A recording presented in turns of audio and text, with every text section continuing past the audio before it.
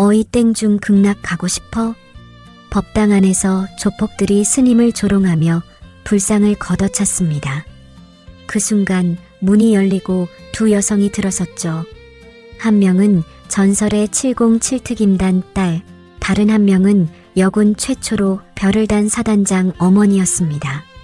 3분 안에 무릎 꿇은 조폭들, 그리고 숨겨진 출생의 진실. 지금부터 그 모든 이야기가 시작됩니다. 그 전에 잠깐 구독과 좋아요 꾹 눌러주시면 당신의 하루에 따뜻한 기적이 찾아올 거예요.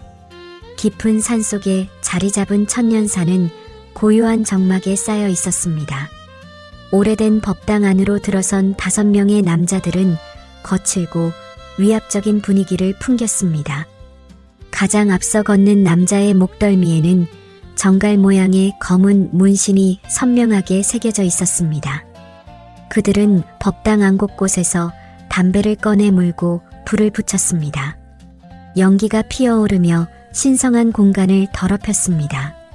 법당 중앙에 앉아있던 법현 스님은 조용히 염주를 굴리고 있었습니다. 56세의 나이에도 단정한 자세를 유지하고 있는 그의 얼굴에는 평온함이 깃들어 있었습니다. 하지만 눈앞에 펼쳐진 상황을 보며 미간이 살짝 찌푸려졌습니다. 정갈파 두목 오연범이 법현 스님 앞으로 다가갔습니다. 50세의 나이답지 않게 다부진 체격을 자랑하는 그는 턱을 치켜 세우며 오만한 표정을 지었습니다. 오연범이 거친 목소리로 말했습니다. 스님, 새로 오셨다면서요? 전임 주지한테는 매달 보호비를 받았는데. 법현 스님은 고개를 들어 오연범을 바라보았습니다. 떨리는 목소리지만 단호함이 섞인 어조로 대답했습니다. 이곳은 부처님의 집입니다. 그런 돈은 낼 수 없습니다. 돌아가시지요. 오연범의 얼굴이 순간 일그러졌습니다. 뒤에 서 있던 부하들이 비웃음을 터뜨렸습니다. 한 명이 앞으로 나서며 위협적인 말투로 중얼거렸습니다. 극락 가고 싶으신가 보네. 법현 스님의 어깨가 미세하게 떨렸지만 자리에서 일어나지 않았습니다. 오연범이 신경질적으로 담배를 바닥에 던지며 발로 비볐습니다. 부하 중 한 명이 법당 앞쪽의 불상을 발로 거칠게 찼습니다. 불상이 흔들리며 시끄러운 소리가 났습니다. 다른 부하가 제단 위의 촛불을 손으로 쳐서 꺼뜨렸습니다. 법당 안이 순식간에 어두워졌습니다. 목탁채를 들더니 스님의 머리를 통통 치면서 조롱했습니다. 법현 스님은 수치스러웠지만 침착함을 유지한 채 말했습니다. 신성한 법당에서 뭐 하시는 겁니까? 그만하십시오. 오연범이 목탁채로 스님의 어깨를 거칠게 내려치며 소리쳤습니다. 뭐라는 거야, 이 문어대가리가. 부하들이 킥킥거리며 웃어댔습니다. 한 명이 불상 앞에 침을 뱉으며 말했습니다. 부처님이 보호해 주시나 어디 한번 봅시다. 법현 스님은 떨리는 손으로 염주를 더욱 꽉 움켜쥐었습니다. 두려움과 분노가 교차했지만 폭력 앞에서는 무력할 뿐이었습니다. 법당 입구에서 발걸음 소리가 들려왔습니다. 2명의 여성이 천년사 계단을 올라오고 있었습니다. 앞서 걷는 여성은 53세의 이정희, 여군 최초 투스타 사단장이었습니다. 곧은 어깨와 당당한 걸음걸이에서 군인다운 기품이 느껴졌습니다. 뒤따라오는 젊은 여성은 27세의 딸 이수진 중이었습니다. 어머니를 닮아 키가 크고 날렵한 체형이었지만 더욱 차가운 눈빛을 가지고 있었습니다. 법당 문 앞에 도착한 이정희는 안에서 들려오는 소란스러운 소리를 들었습니다. 무언가 깨지는 소리와 거친 남자들의 목소리가 섞여 나왔습니다. 이정희가 문틈으로 안을 살펴보니 법당이 엉망으로 어지러져 있었습니다. 스님 한 분이 조폭들에게 둘러싸인 채 위축되어 있는 모습이 보였습니다. 이정희는 딸에게 눈짓으로 상황을 알렸습니다. 707특임단에서 훈련받은 딸이었지만 순간적으로 긴장했습니다. 이정희가 법당 문을 밀고 들어가며 위험 있는 목소리로 말했습니다. 여기서 뭐 하는 거요? 오연범과 부하들이 동시에 고개를 돌렸습니다. 갑작스럽게 나타난 두 여성을 보고 비웃음을 터뜨렸습니다. 오연범이 이정희를 위아래로 훑어보며 조롱하는 목소리로 말했습니다. 아줌마도 같이 극락 보내줘? 이정희의 눈빛이 차갑게 변했습니다. 군인으로서 수많은 위기 상황을 헤쳐온 그녀에게 이런 협박은 우습기만 했습니다. 뒤에 서 있던 수지는 상황을 빠르게 판단하고 있었습니다. 적의 수는 5명, 모두 무기를 소지하지 않은 것으로 보였습니다. 조폭 중 한 명이 이정희에게 다가가려 했습니다. 그 순간 수진이 번개처럼 움직였습니다. 707 특임단에서 익힌 격투술로 상대의 팔을 비틀며 바닥에 내동댕이 쳤습니다. 남자는 비명을 지르며 바닥에 쓰러졌습니다. 다른 조폭이 수진에게 달려들었지만 그녀는 차가운 표정으로 상대를 맞받아쳤습니다. 정확한 발차기로 상대의 낭심을 가격하자 남자는 너무나 고통스럽게 주저앉았습니다. 이정희도 움직이기 시작했습니다. 자신에게 달려드는 조폭의 주먹을 피하며 역으로 상대의 턱을 정확하게 가격했습니다. 오랜 군인 생활로 단련된 그녀의 주먹은 강력했습니다. 남자는 순간 정신을 잃고 그 자리에서 무릎을 꿇고 쓰러졌습니다. 마지막 부하까지 제압되자 오연범의 얼굴이 창백해졌습니다.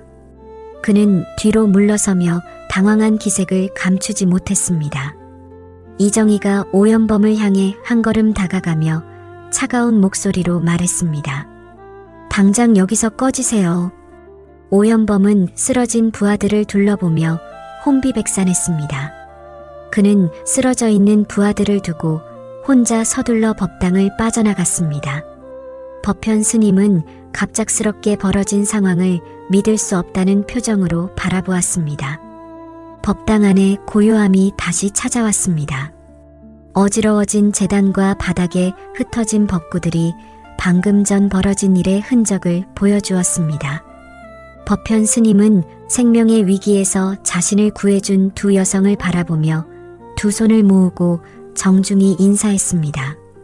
큰 은혜를 입었습니다. 이정희는 어지러진 법당을 둘러보며 걱정스러운 표정을 지었습니다. 스님이 다치지 않았는지 살펴보고 안도의 한숨을 내쉬었습니다. 법현 스님이 두 사람을 법당 안쪽으로 안내했습니다. 위험한 일에 휘말리게 해서 죄송합니다. 차라도 한 잔 드시고 가십시오. 스님은 구석에 마련된 작은 다구에서 찻잔을 꺼내기 시작했습니다. 손이 아직 떨리고 있어서 찻잔이 부딪히며 작은 소리를 냈습니다. 이정희가 스님의 불안한 모습을 보며 마음이 아팠습니다. 이정희가 다정한 목소리로 말했습니다. 괜찮으시면 저희가 도와드릴게요. 법현 스님이 고개를 들어 이정희를 바라보았습니다. 그 순간 스님의 시선이 이정희의 가슴에 달린 명찰에 머물렀습니다. 이정희라고 적힌 글자가 또렷하게 보였습니다. 스님의 눈이 점점 커지며 놀라움의 표정이 스쳤습니다. 찻잔을 들고 있던 스님의 손이 심하게 떨리기 시작했습니다. 찻잔이 손에서 빠져나와 바닥에 떨어져 깨졌습니다. 도자기 조각들이 바닥에 흩어지며 청명한 소리를 냈습니다. 법현 스님의 입에서 작고 떨리는 목소리가 흘러나왔습니다. 정희야. 그 목소리는 너무나 작아서 거의 중얼거림에 가까웠습니다. 하지만 이정희의 귀에는 분명하게 들렸습니다. 28년이라는 긴 세월이 흘렀지만 그 목소리는 여전히 익숙했습니다. 이정희의 온몸에 전율이 흘렀습니다. 이정희가 스님의 얼굴을 자세히 들여다보았습니다. 삭발한 머리와 주름이 늘어난 얼굴이지만 그 눈빛만은 변하지 않았습니다. 어린 시절부터 알던 그 따뜻하면서도 슬픈 눈빛이었습니다. 이정희의 입에서도 떨리는 목소리가 나왔습니다. 민호 씨, 정말 민호 씨 맞아? 두 사람은 서로를 바라보며 말을 잇지 못했습니다. 28년이라는 세월이 순식간에 무너져 내리는 것 같았습니다. 젊은 시절의 기억들이 물밀듯이 밀려왔습니다. 수지는 어머니와 스님 사이에 흐르는 묘한 긴장감을 감지했습니다. 두 사람의 표정이 갑자기 변한 것을 보고 혼란스러워했습니다. 무언가 자신이 모르는 일이 벌어지고 있다는 것을 직감했습니다. 법당 안에는 깊은 침묵이 흘렀습니다. 오직 두 사람의 거친 숨소리만이 고요함을 깨뜨렸습니다. 깊은 침묵이 흐르던 법당에서 정희가 먼저 입을 열었습니다. 도대체 어떻게 된 거야? 그렇게 갑자기 사라져버리고. 법현 스님은 고개를 숙인 채 아무 대답도 하지 않았습니다. 정희가 답답함을 참지 못하고 말했습니다. 제발 무슨 말이라도 해봐. 내가 어떻게 살았는지 알기나 해? 법현 스님이 천천히 고개를 들어 정희를 바라보며 입을 열었습니다. 사실 그의 목소리와 함께 이야기는 28년 전 과거로 흘러갔습니다. 1997년 가을 서울 시내의 한 작은 카페였습니다. 28세의 강민호는 두꺼운 법학책을 펼쳐놓고 열심히 공부하고 있었습니다.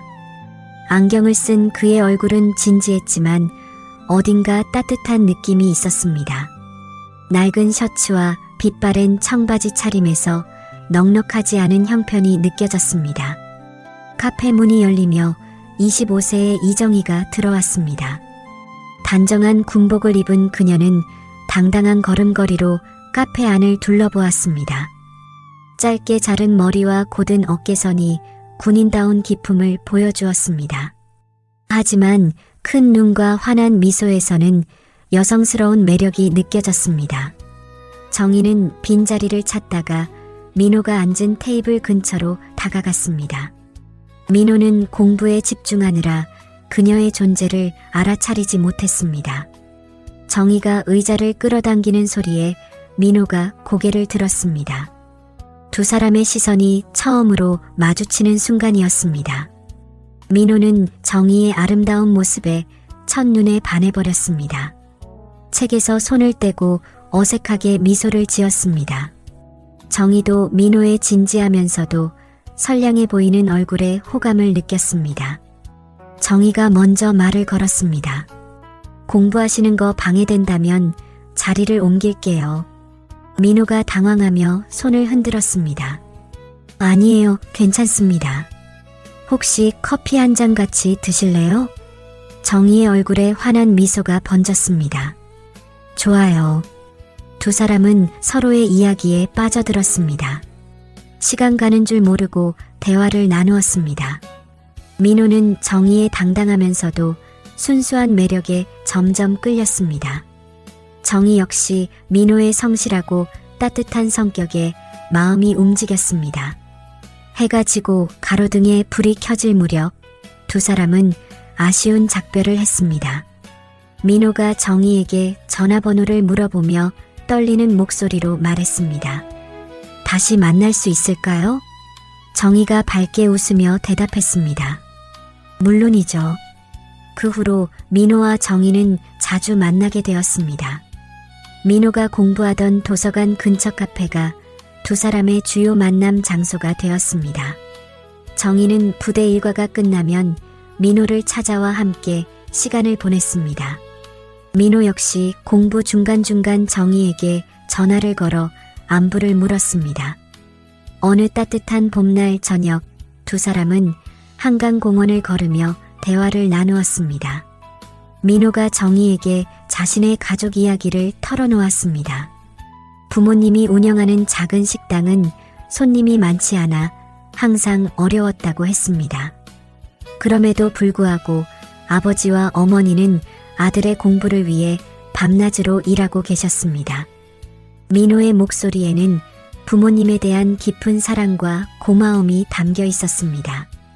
언젠가 판사가 되면 부모님께 편안한 생활을 선물하고 싶어. 정희는 민호의 효심 깊은 모습에 더욱 감동했습니다. 자신도 어린 시절 아버지를 여의고 어머니 혼자서 힘겹게 자신을 키웠다는 이야기를 했습니다. 그래서 군인이 되어 나라와 어머니를 지키고 싶다는 꿈을 갖게 되었다고 말했습니다. 정희가 민호의 손을 잡으며 따뜻하게 말했습니다. 민호 씨 꿈을 응원할게요. 꼭 이루실 거예요. 민호는 정희의 격려에 큰 힘을 얻었습니다. 공부가 힘들고 지칠 때마다 정희의 응원이 큰 위로가 되었습니다. 정희 역시 힘든 훈련과 군 생활 중에 민호의 따뜻한 말 한마디가 큰 격려가 되었습니다. 두 사람은 서로의 든든한 지지자가 되어갔습니다. 민호는 정희가 부대에서 겪는 어려움을 들어주며 위로했습니다. 정희는 민호의 공부를 도와주며 함께 미래를 그려나갔습니다. 주말이면 두 사람은 민호의 부모님이 운영하는 식당을 찾았습니다. 민호의 어머니는 정희를 친딸처럼 반겨주셨습니다. 아버지도 정희의 당당하고 예의 바른 모습을 매우 좋아하셨습니다. 민호의 어머니가 정희에게 음식을 차려주며 말씀하셨습니다. 우리 민호가 좋은 사람 만났네요. 정희 씨 덕분에 공부도 더 열심히 하는 것 같아요. 정희는 부모님의 따뜻한 관심에 감사했습니다. 일찍 아버지를 잃은 그녀에게는 민호의 아버지가 친아버지처럼 느껴졌습니다. 민호의 어머니도 자신의 어머니처럼 다정하게 돌봐주셨습니다. 민호는 정희가 자신의 가족과 잘 어울리는 모습을 보며 행복했습니다. 정희 역시 민호의 가족이 자신을 진심으로 받아들여주는 것을 느꼈습니다. 계절이 바뀌어 가을이 되었습니다. 민호와 정희의 사랑은 더욱 깊어졌습니다. 두 사람은 서로 없으면 안 될 존재가 되어 있었습니다. 함께 보내는 시간들은 모두 소중하고 행복한 추억이 되었습니다. 1998년 가을, 민호와 정희가 처음 만난 지 1년이 되는 날이었습니다. 민호는 이 특별한 날을 위해 몇 달 전부터 준비를 해왔습니다. 아르바이트로 번 돈을 조금씩 모아서 정희에게 줄 선물을 마련했습니다. 작은 보석 상자 안에는 비싸진 않지만 진심이 담긴 은반지가 들어 있었습니다. 민호는 정희와 처음 만났던 그 카페로 그녀를 데려갔습니다. 같은 자리, 같은 테이블에 앉아 1년 전을 추억했습니다. 정희는 민호가 왜 이곳을 택했는지 금세 알아차리고 감동했습니다. 민호가 떨리는 손으로 작은 상자를 꺼냈습니다. 정희야, 우리가 만난 지 1년이 되었어. 정희의 눈이 커졌습니다. 상자를 열어보니 작지만 아름다운 은반지가 들어 있었습니다. 반지에는 작은 하트 모양이 새겨져 있었습니다. 민호가 진지한 표정으로 정희의 손을 잡았습니다. 나와 결혼해 줄래? 지금은 부족하지만 항상 행복하게 해줄게. 정희의 눈에 눈물이 고였습니다. 민호의 진심이 담긴 프로포즈에 가슴이 뜨거워졌습니다. 그녀는 고개를 끄덕이며 환한 미소를 지었습니다. 정희가 감동에 젖은 목소리로 대답했습니다. 네, 좋아요. 민호 씨와 함께 할게요. 민호는 정희의 손가락에 반지를 끼워 주었습니다. 작은 반지였지만 두 사람의 사랑을 상징하는 소중한 약속이었습니다. 정희는 반지를 바라보며 행복에 겨운 미소를 지었습니다. 그때 민호의 핸드폰이 울렸습니다. 화면에는 어머니라는 글자가 떠 있었습니다. 민호는 핸드폰을 확인했지만 받지 않았습니다. 지금 이 순간이 너무 소중했기 때문입니다. 잠시 후 문자 메시지가 왔습니다. 민호가 문자를 확인해 보니 가게로 급히 와달라는 내용이었습니다. 민호는 휴대폰을 무음으로 바꿨습니다. 오늘은 정희에게만 집중하고 싶었기 때문입니다. 같은 시각 조폭들이 민호네 부모님의 식당 문을 거칠게 두들기고 있었습니다. 조폭들은 결국 잠겨있는 문을 부수고 들어왔습니다. 앞서 걸어오는 남자의 목덜미에는 정갈 문신이 선명하게 보였습니다. 정갈파 조직원들이었습니다. 정갈파 행동대장 오연범이 식당 안을 둘러보며 거만한 표정을 지었습니다. 뒤따라온 부하들은 의자를 거칠게 끌어당기며 자리에 앉았습니다. 오연범이 낮은 목소리로 말했습니다. 이제 그만 도장 찍고 끝냅시다. 민호의 아버지가 떨리는 목소리로 대답했습니다. 시간을 좀 주세요. 갑자기 나가라고 하시면 어떻게 해요? 오연범이 민호의 아버지의 뺨을 툭툭 치며 비웃었습니다. 아니 갑자기라니, 우리가 몇 번을 여기 찾아왔는데? 다른 조폭이 식당 벽에 걸린 액자를 떨어뜨렸습니다. 유리가 깨지며 바닥에 흩어졌습니다. 민호의 부모님은 겁에 질린 채 서로를 끌어안았습니다. 부하들이 식당 곳곳의 물건들을 집어던지기 시작했습니다. 접시들이 바닥에 떨어져 깨졌습니다. 민호의 어머니가 울먹이며 다시 아들에게 전화를 걸었습니다. 손이 너무 떨려서 번호를 제대로 누르기 힘들었습니다. 여전히 아들은 전화를 받지 않았습니다. 민호의 어머니가 조폭들을 향해 소리쳤습니다. 그만하세요. 경찰을 부르겠어요. 오연범이 비웃으며 말했습니다. 경찰? 불러봐. 내가 경찰서장한테 갖다 준 돈이 얼만지 알아? 우리는 합법적으로 재개발 이야기하는 거니까. 민호의 어머니가 떨리는 손으로 경찰에 전화를 걸었습니다. 조폭들의 행동은 점점 더 거칠어졌습니다. 오연범이 부하에게 눈짓을 했습니다. 부하 중 한 명이 민호의 어머니에게 다가갔습니다. 민호의 아버지는 어머니를 보호하려고 부하의 앞을 막아섰습니다. 부하가 거친 목소리로 말했습니다.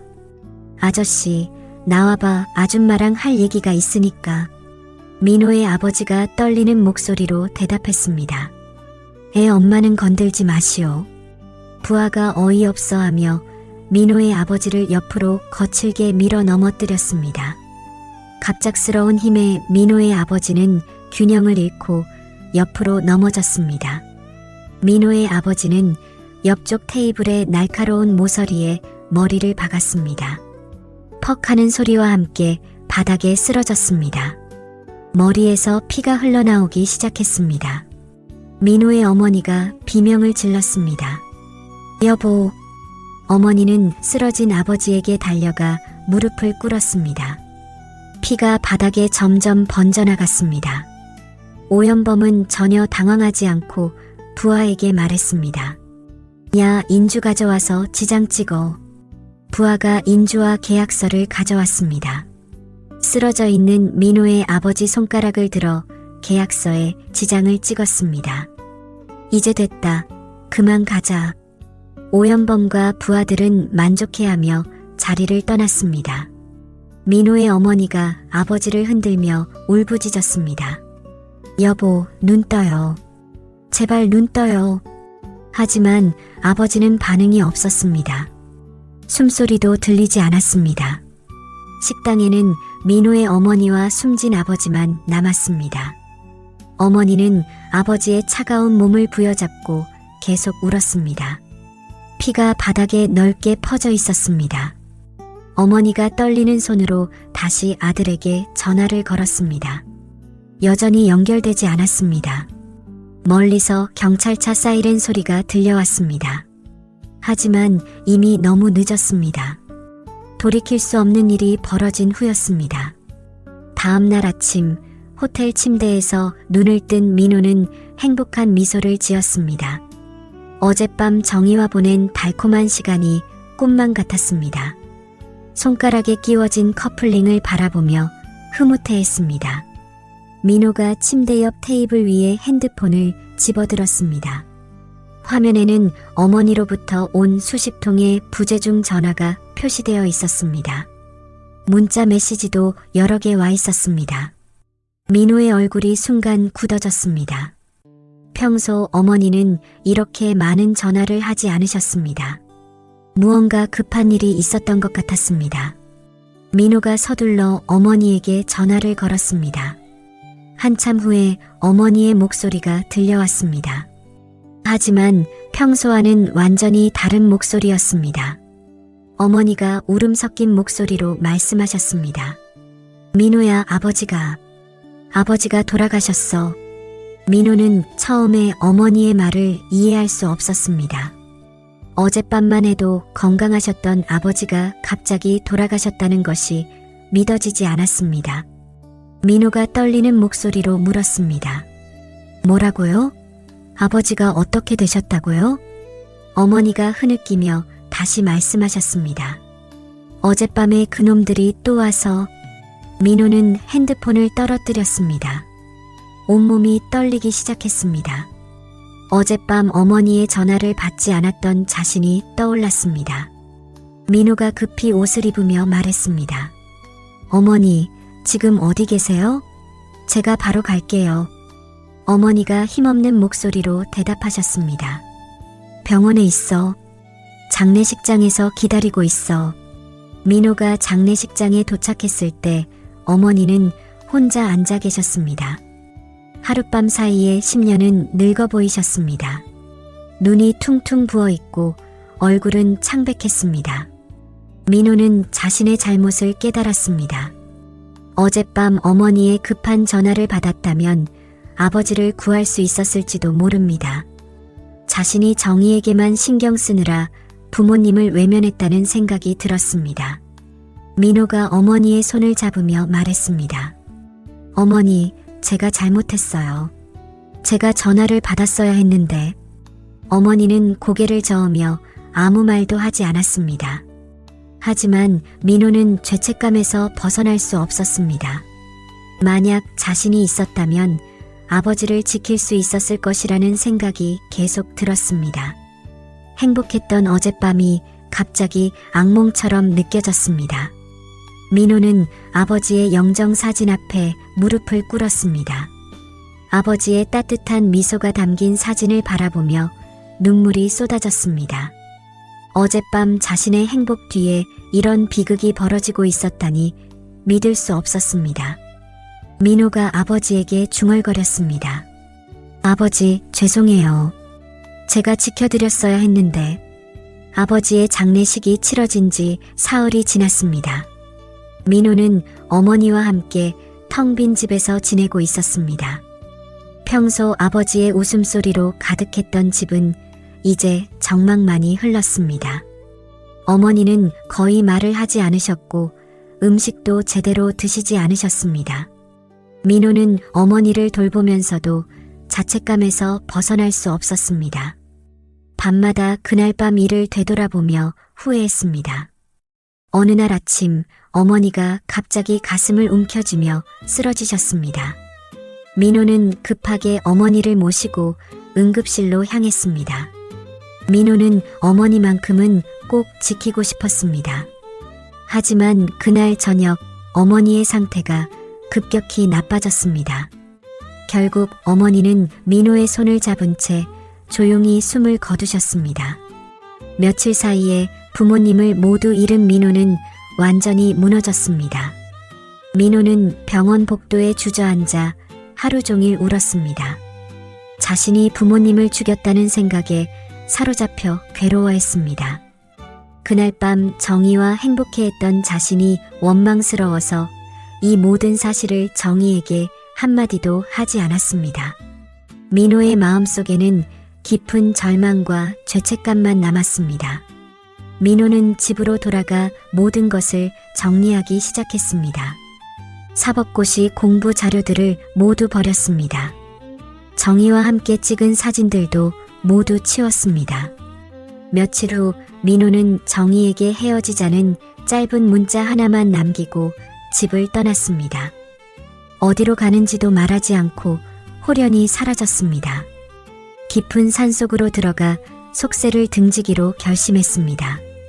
정의는 민호를 찾으려 노력했지만 흔적을 찾을 수 없었습니다. 민호가 떠난 지 한 달이 지났습니다. 정의는 민호를 찾기 위해 온갖 노력을 다했습니다. 하지만 민호는 마치 세상에서 사라진 것처럼 흔적이 없었습니다. 정의는 부대 일과를 마치고 집에 돌아와 홀로 시간을 보냈습니다. 마음은 혼란과 분노로 가득했습니다. 며칠 전까지 결혼을 약속했던 사람이 갑자기 사라져버린 현실이 믿어지지 않았습니다. 사랑한다고 했던 말들이 모두 거짓이었나 하는 배신감까지도 밀려왔습니다. 함께 찍은 사진을 보면서도 그리움과 원망이 동시에 치밀었습니다. 민호가 선물해준 반지를 바라보며 복잡한 감정에 눈물을 흘렸습니다. 정희는 심장에 구멍이 난 것 같았습니다.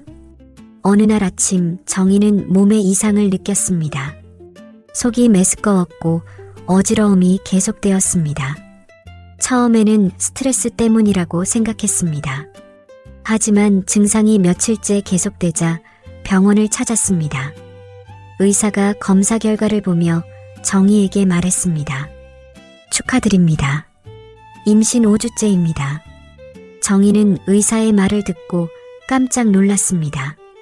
민호와 헤어진 후 한 달이 지났는데 임신이었다니 믿기 어려웠습니다. 프로포즈를 받은 그날 밤에 생긴 아이라는 것을 금세 알 수 있었습니다. 정희는 병원에서 나와 벤치에 앉았습니다. 복잡한 감정이 밀려왔습니다. 아이를 낳는 것이 옳은 선택인지 깊은 고민에 빠졌습니다. 정희는 민호에게 이 소식을 알려야 한다고 생각했습니다.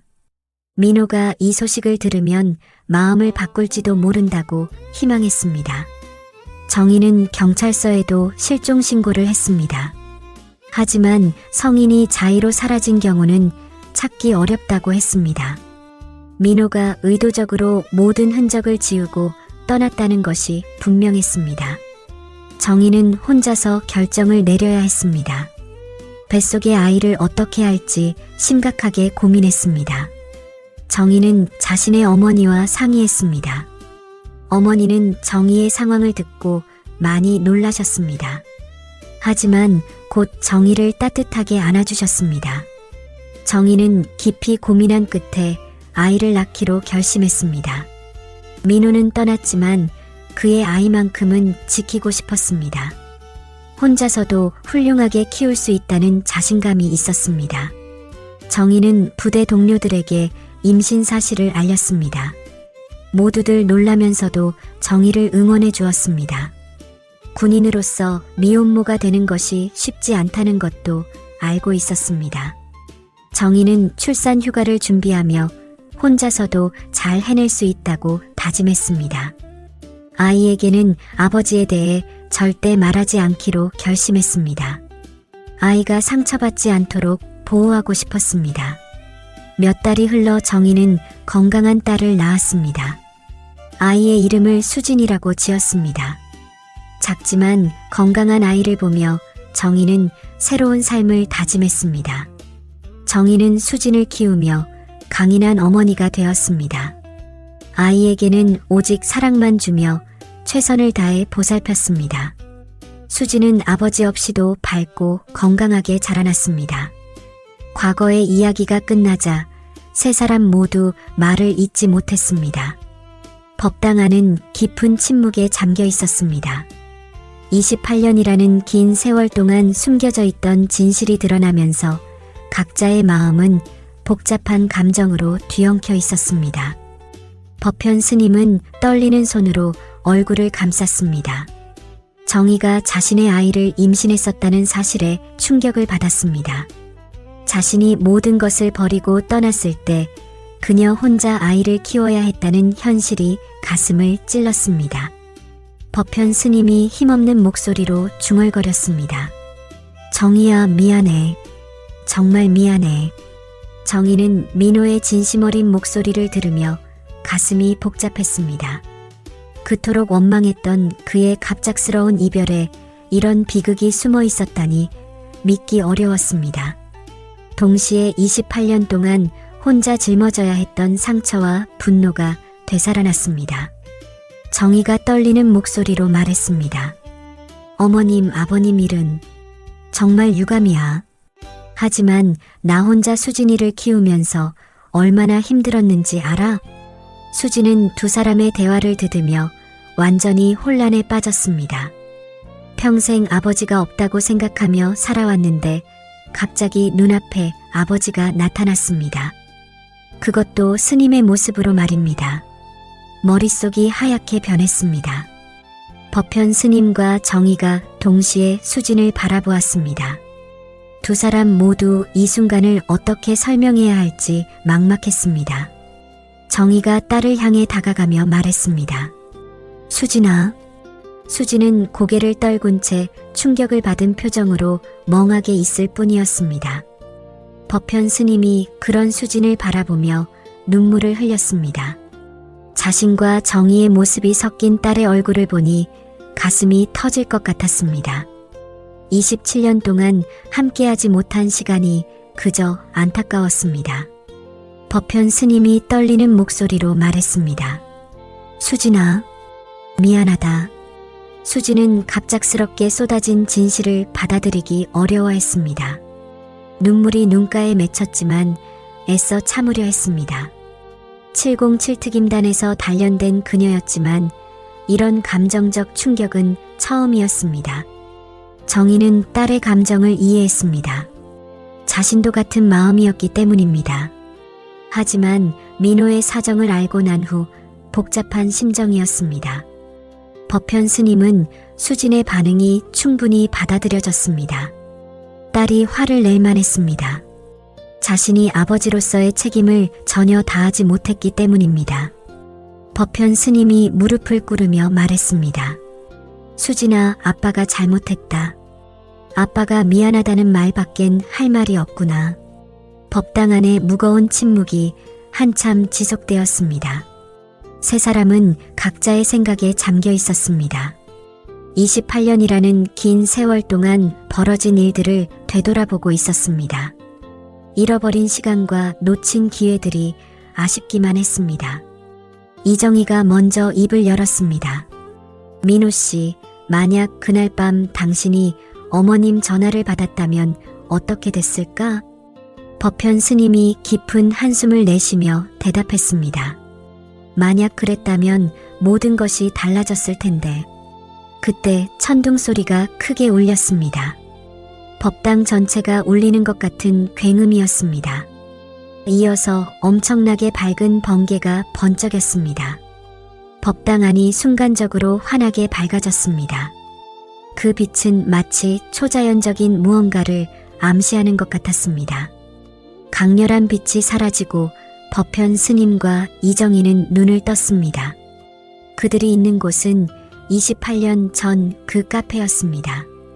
테이블 위에는 민호가 정희에게 선물했던 작은 상자가 놓여 있었습니다. 두 사람은 서로를 바라보며 이 상황이 현실인지 의심했습니다. 정희가 자신의 손을 내려다보았습니다.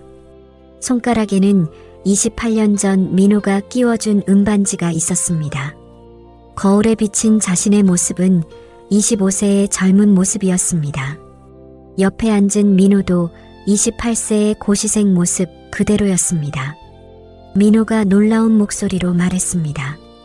정희야, 이게 정말 현실이야? 우리가 정말 과거로 돌아온 거야?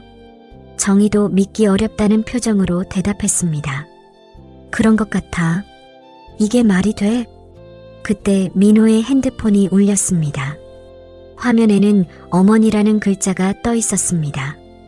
28년 전과 똑같은 순간이 재현되고 있었습니다.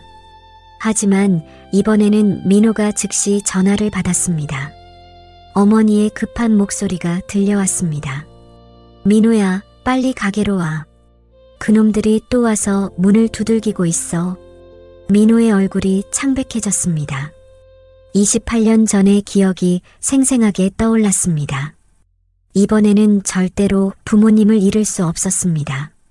민호가 급히 일어서며 정희에게 말했습니다. 정희야, 부모님이 위험해. 지금 당장 가야 해. 정희도 즉시 자리에서 일어났습니다. 28년 후의 기억으로 정갈파 조직원들이 민호의 부모님을 위협하고 있다는 것을 알았습니다. 두 사람은 서둘러 카페를 나와 택시를 탔습니다. 민호가 택시기사에게 급하게 말했습니다. 최대한 빨리 가주세요. 생명이 걸린 일이에요. 택시 안에서 민호와 정희는 작전을 세웠습니다. 정희는 군인으로서의 경험을 살려 상황을 분석했습니다. 정희가 민호에게 말했습니다. 민호 씨, 내가 먼저 들어가서 상황을 파악할게. 당신은 경찰에 신고해. 민호가 정희의 손을 잡으며 걱정스럽게 말했습니다. 너무 위험해. 혼자 들어가면 안 돼. 정희가 자신 있게 대답했습니다. 걱정 마.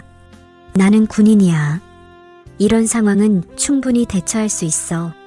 식당에 도착하자 안에서 소란스러운 소리가 들려왔습니다. 정희가 먼저 식당으로 들어갔습니다. 오연범과 부하들이 민호의 부모님을 위협하고 있었습니다. 아버지는 어머니를 보호하려고 앞에 서 있었습니다. 정희가 위험 있는 목소리로 말했습니다. 여기서 뭐 하는 거예요? 오연범이 정희를 보고 비웃었습니다. 아가씨도 같이 당하고 싶어? 그때 민호가 경찰과 함께 들어왔습니다. 미리 신고를 해둔 덕분에 경찰이 빠르게 출동할 수 있었습니다. 정갈파 조직원들은 갑작스러운 상황에 당황했습니다. 정희는 재빠르게 움직여 오연범을 제압했습니다. 다른 조직원들도 경찰과 민호가 협력하여 붙잡았습니다. 민호의 아버지가 놀란 표정으로 아들을 바라보았습니다. 민호야, 어떻게 이렇게 빨리 온 거야? 민호가 아버지를 껴안으며 말했습니다. 아버지, 괜찮으세요? 다치신 곳은 없으세요? 민호의 어머니도 아들과 정희에게 감사 인사를 했습니다. 정희야, 고마워. 너희가 아니었으면 큰일 날 뻔했어. 경찰이 조직원들을 연행해 가면서 오연범에게 말했습니다. 공가렵박과 업무방해 혐의로 체포합니다. 식당은 약간 어지러워졌지만 민호의 부모님은 무사했습니다. 28년 전과는 완전히 다른 결과였습니다. 민호는 감격에 겨워 눈물을 흘렸습니다. 민호가 부모님께 말씀드렸습니다. 아버지, 어머니, 이제 안전해요. 제가 꼭 지켜드릴게요. 부모님을 구한 지 2개월이 지났습니다. 민호는 사법고시 공부에 더욱 집중할 수 있게 되었습니다. 어느 봄날 민호에게 기쁜 소식이 전해졌습니다. 사법고시 최종 합격자 명단에 자신의 이름이 있었습니다. 민호는 기쁨을 감추지 못하며 정희에게 달려갔습니다. 두 사람은 결혼 준비를 시작했습니다. 민호의 부모님도 정희를 친딸처럼 여기며 결혼을 적극 지지해 주셨습니다. 정희의 어머니도 민호를 좋은 사위로 인정하고 축복해 주셨습니다. 결혼식은 소박하지만 따뜻한 분위기로 치러졌습니다. 민호의 부모님이 건강하게 결혼식에 참석하신 모습이 감동적이었습니다. 정희는 웨딩드레스를 입고 더욱 아름다워 보였습니다. 민호가 정희에게 결혼 서약을 했습니다. 정희야, 평생 행복하게 살자. 정희도 눈물을 글썽이며 대답했습니다. 네, 민호 씨, 우리 평생 함께해요. 신혼생활은 달콤하고 행복했습니다. 민호는 판사로 임용되어 안정적인 직업을 갖게 되었습니다. 정희도 군에서 진급하며 뛰어난 능력을 인정받았습니다. 민호의 부모님도 안전한 지역으로 식당을 이전시켜드렸습니다. 28년 전과는 완전히 다른 행복한 삶이 펼쳐지고 있었습니다. 모든 것이 완벽해 보였습니다. 하지만 이들은 아직 모르고 있었습니다. 과거를 바꾼 대가가 무엇일지. 결혼한 지 1년이 지난 어느 날 정희에게 새로운 임무가 주어졌습니다. 군 상부에서 정희를 해외 파견을 보내기로 결정했습니다. 원래대로라면 없었던 새로운 임무였습니다. 과거를 바꾼 것이 예상치 못한 결과를 가져온 것이었습니다. 정희가 집에 와서 민호에게 소식을 전했습니다. 여보, 6개월간 해외로 나가야 할 것 같아요. 민호가 걱정스럽게 물었습니다. 어디로 가는 건데? 위험하지는 않아? 정희가 안심시키려 노력하며 대답했습니다. 아프리카 평화유지 작전이에요. 크게 위험하지는 않을 거예요. 하지만 민호는 불안함을 감출 수 없었습니다. 정희가 해외에 나간 지 2개월째 되는 날이었습니다.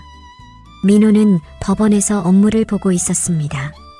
평소와 다름없는 하루가 될 것이라고 생각했습니다. 하지만 오후 2시경 급한 전화가 걸려왔습니다. 전화를 받은 민호의 얼굴이 순간 창백해졌습니다. 군 관계자의 목소리가 떨리며 들려왔습니다.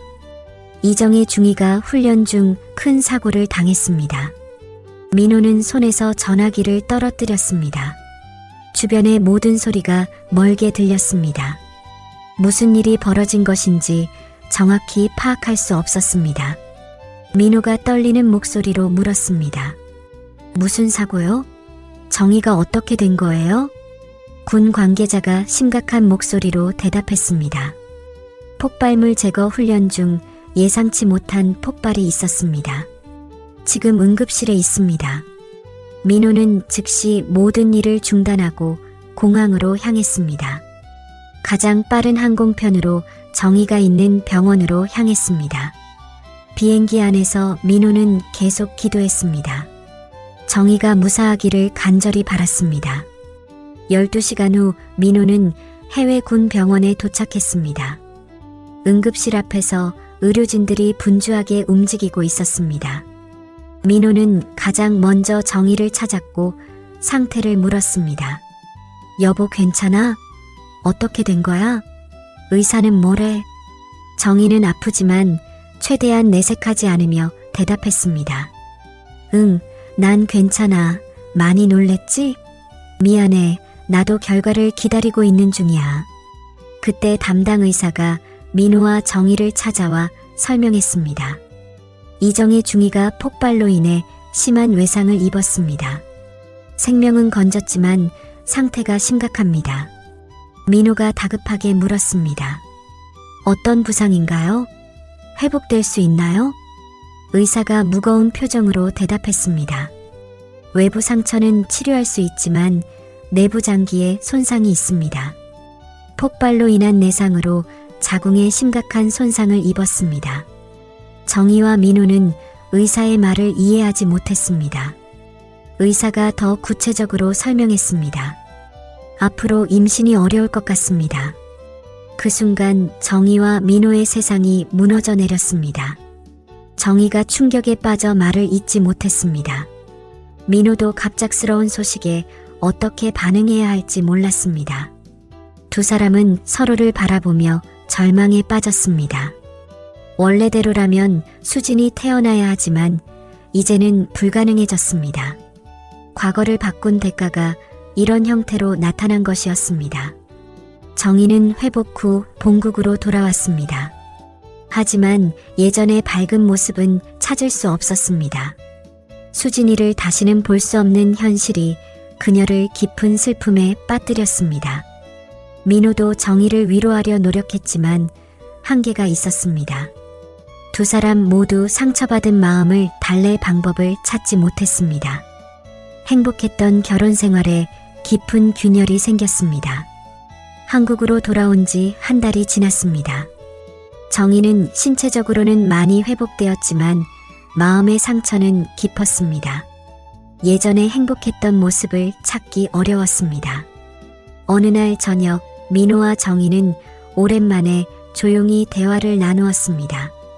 거실에 앉아 차를 마시며 서로의 마음을 털어놓았습니다.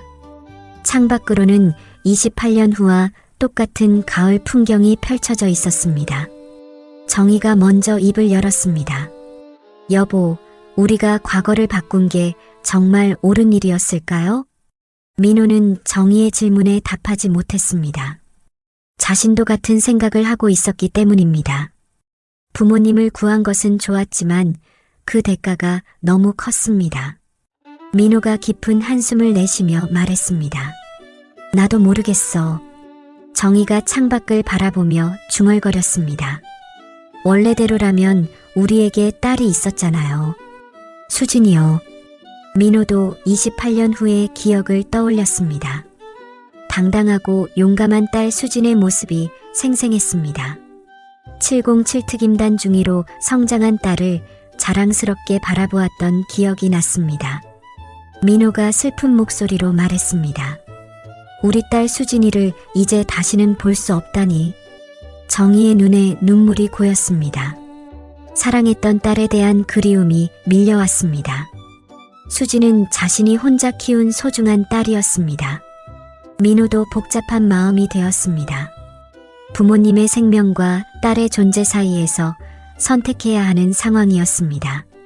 둘 다 소중하지만 둘 다 가질 수는 없다는 현실이 잔혹했습니다. 시간을 바꾼 결과가 이런 형태로 나타날 줄은 몰랐습니다. 한쪽을 구하면 다른 쪽을 잃는 잔혹한 교환이었습니다. 민호가 자책하며 말했습니다. 내 생각이 짧았나 봐. 정희가 민호의 손을 잡으며 위로했습니다. 당신 잘못이 아니에요. 저도 그때는 시부모님을 구하는 것만 생각했어요. 두 사람은 깊은 침묵에 빠졌습니다. 행복을 얻기 위해 과거를 바꿨지만 다른 행복을 잃었습니다. 정희가 조심스럽게 물었습니다. 만약 다시 선택할 수 있다면 어떻게 하시겠어요? 민호는 오랫동안 생각했습니다. 부모님의 생명도 소중하고 딸의 존재도 소중했습니다. 어느 것도 포기할 수 없는 딜레마였습니다. 민호가 괴로운 목소리로 대답했습니다. 모르겠어.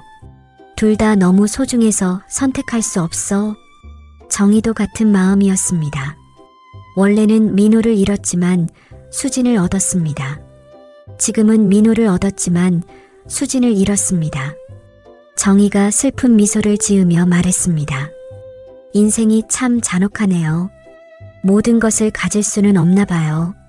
민호도 고개를 끄덕였습니다. 시간을 되돌려서 무언가를 바꾸는 게 정답이 아니라는 것을 깨달았습니다. 무언가를 바꾸면 반드시 다른 무언가를 잃게 되는 법칙이 있는 것 같았습니다. 그때 밖에서 다시 바람소리가 들리기 시작했습니다. 28년 후 시간여행을 할 때와 비슷한 날씨 변화였습니다. 두 사람은 서로를 바라보며 무언가를 예감했습니다. 민호가 놀란 목소리로 말했습니다. 이거 그때 겪었던 것과 똑같아. 정희도 기억을 떠올리며 고개를 끄덕였습니다. 천년사 법당에서 경험했던 그 신비로운 현상이 다시 일어나고 있었습니다. 무언가 초자연적인 일이 벌어지려는 징조였습니다. 번개가 번쩍이며 집안을 환하게 비췄습니다. 하지만 이번 번개는 저번보다 더 강렬했습니다.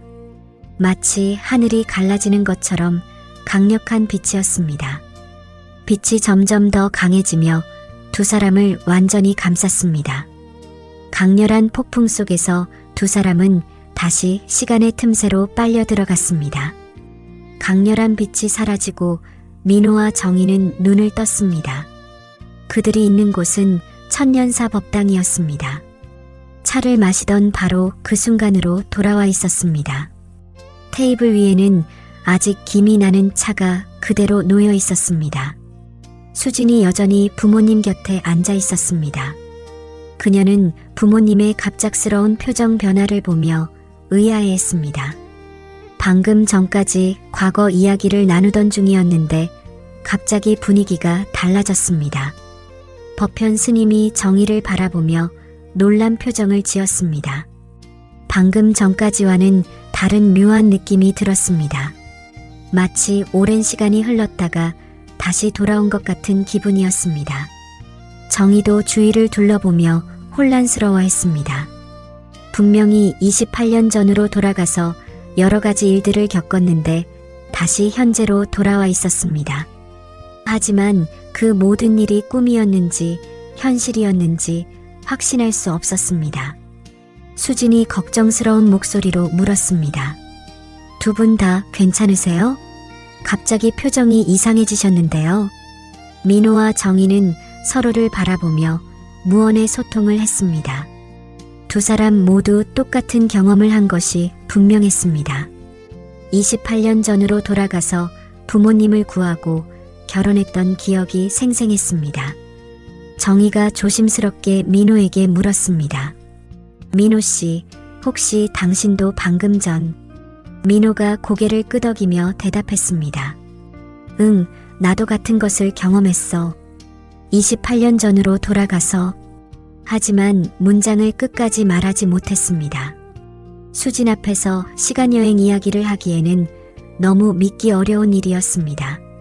수진은 부모님의 이상한 행동을 계속 지켜보았습니다. 뭔가 자신이 모르는 일이 벌어진 것 같았지만 정확히 알 수는 없었습니다. 단지 두 분 사이에 묘한 기류가 흐르고 있다는 것만 느꼈습니다. 법현 스님이 차를 한 모금 마시며 생각에 잠겼습니다. 방금 전까지의 기억들이 너무나 생생했습니다. 과거로 돌아가서 부모님을 구하고 정의와 행복하게 살았던 기억들이었습니다. 정의도 자신의 기억을 정리하려 노력했습니다. 민호가 수진을 바라보며 감회에 젖었습니다. 바뀐 과거에서는 만날 수 없었던 딸이 지금 눈앞에 앉아 있었습니다. 수진의 존재 자체가 현재의 소중함을 보여주고 있었습니다. 정의도 딸을 바라보며 비슷한 마음이 되었습니다. 27년 동안 혼자 키운 소중한 딸이 여기 있었습니다. 다른 선택을 했다면 수진을 잃을 수도 있었다는 것을 깨달았습니다. 법당 안에는 다시 고요함이 찾아왔습니다. 28년의 세월이 그대로 흘러 있었고 현실은 변하지 않았습니다. 하지만 민호와 정의의 마음속에는 새로운 깨달음이 자리 잡고 있었습니다. 정의가 수진의 손을 잡으며 말했습니다. 수진아, 엄마가 너를 얼마나 사랑하는지 알고 있지? 수진이 어머니의 갑작스러운 애정 표현에 놀라며 대답했습니다. 물론이죠. 엄마, 그런데 왜 갑자기 그런 말씀을 하세요? 법현 스님이 깊은 숨을 들이쉬며 마음을 정리했습니다. 시간여행을 통해 다른 가능성들을 경험해 본 후 많은 것을 깨달았습니다. 과거를 바꾸려고 해도 완벽한 해답은 없다는 것을 알았습니다. 어떤 선택을 해도 반드시 잃는 것이 있다는 진실을 받아들였습니다. 정의가 따뜻한 목소리로 말했습니다. 민호 씨, 그때 당신이 선택한 길도 이해해요. 부모님을 잃은 슬픔이 얼마나 컸을지 알겠어요. 수지는 부모님의 대화를 들으며 점점 이해하기 시작했습니다. 아버지가 왜 출가를 선택했는지 그 마음의 깊이를 느꼈습니다. 어머니가 혼자서 자신을 키우며 얼마나 힘들었을지도 생각했습니다. 법현 스님이 수진에게 말했습니다. 수진아, 너를 아빠 없이 크게 해서 정말 미안해. 그래도 엄마가 훌륭하게 키워서 다행이구나. 수진이 눈물을 글썽이며 대답했습니다. 아버지, 이제 이해해요. 그때는 너무 힘드셨을 거예요. 정의가 딸의 손을 잡으며 말했습니다. 수진아, 엄마도 때로는 아빠가 그리웠어. 하지만 너가 있어서 행복했어. 법현 스님은 시간여행에서 깨달은 것을 떠올렸습니다. 부모님을 구하고 정의와 행복하게 살았지만 수진을 잃었던 기억이었습니다. 현재의 수진이 얼마나 소중한 존재인지 새삼 깨달았습니다. 법현 스님이 감격스러운 목소리로 말했습니다.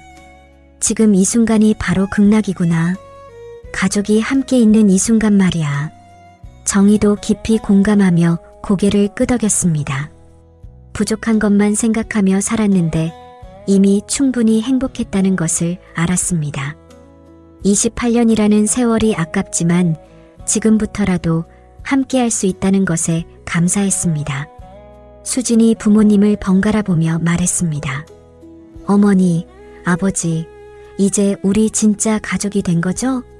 법현 스님이 눈물을 흘리며 대답했습니다. 그래, 늦었지만 이제 진정한 가족이 되었어. 정의도 눈물을 닦으며 말했습니다. 우리 세 사람이 함께 있으니 더 바랄 것이 없어요. 법현 스님은 과거에 대한 후회를 내려놓기로 했습니다. 시간여행을 통해 과거를 바꿔도 완벽한 행복은 없다는 것을 깨달았기 때문입니다.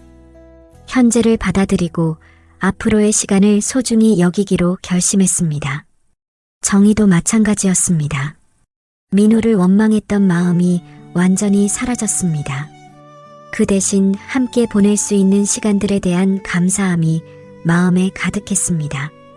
수진이 두 부모님의 손을 잡으며 말했습니다.